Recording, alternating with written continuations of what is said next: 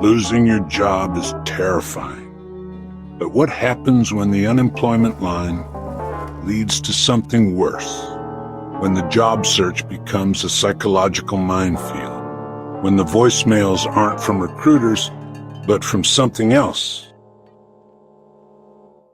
In 2021, Reddit user u/NoSleepAfter9 posted a job hunting experience that spiraled into madness. After applying to what appeared to be a routine data entry role, they received an auto-generated calendar invite for a quick screening call. Standard stuff. But when they joined the Zoom, the interviewer's camera stayed off. At first, the questions felt normal. Then they got personal, deep, violent. What's your greatest fear? Have you ever lied to survive? When they tried to leave, the end call button wouldn't respond. For 3 whole days, the calls stayed active. Day and night, they heard faint breathing, a clicking tongue, the occasional whisper of their own name. This case from our RBI was so chilling it ended up in a real police file. A man desperate for work received a suspicious but high-paying offer for a warehouse supervisor job. The HR rep pushed for an after-hours site tour to prep his new office. Security footage shows him entering the building at 11:47 p.m. He never came back out. When investigators arrived, they found no signs of recent activity. The building had been shut down since 2012 due to structural hazards.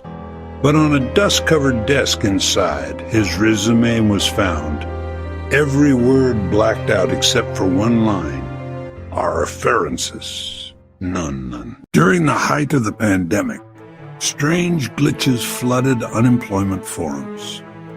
But none compared to You Can't Sleep On SI's experience.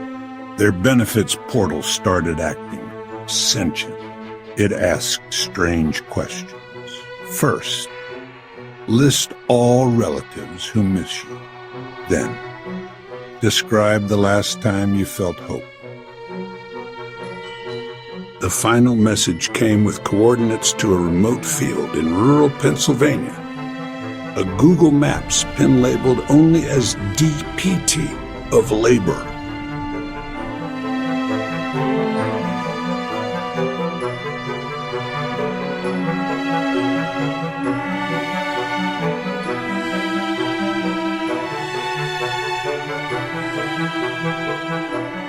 Ranch 13. No building. No roads. Just empty woods. A woman visited a workforce center to apply for state aid.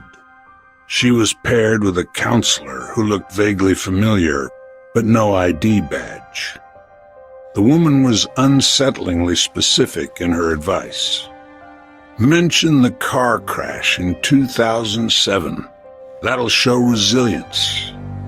Include the name of your elementary school principal under references. But she never told her those things. Afterward, she checked the employee directory. No one by that name. When she Googled the phrase the counselor whispered before leaving, "Just end it all," she found it quoted word for word in a suicide note from 1983. The writer? A counselor from the same office. User u/thrower_helpmedead was applying to hundreds of jobs after being laid off. But his search ended in tragedy. He took his own life.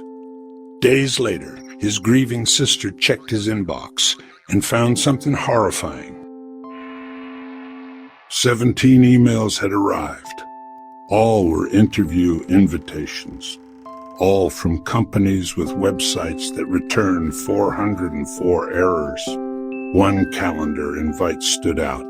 It read, "Follow-up, eternal employment. The scheduled time, exactly 7 minutes after his death certificate was signed. The job market is brutal. But if your inbox starts to bleed, or the HR voice whispers your name while you sleep, maybe it's not a recruiter you're talking to.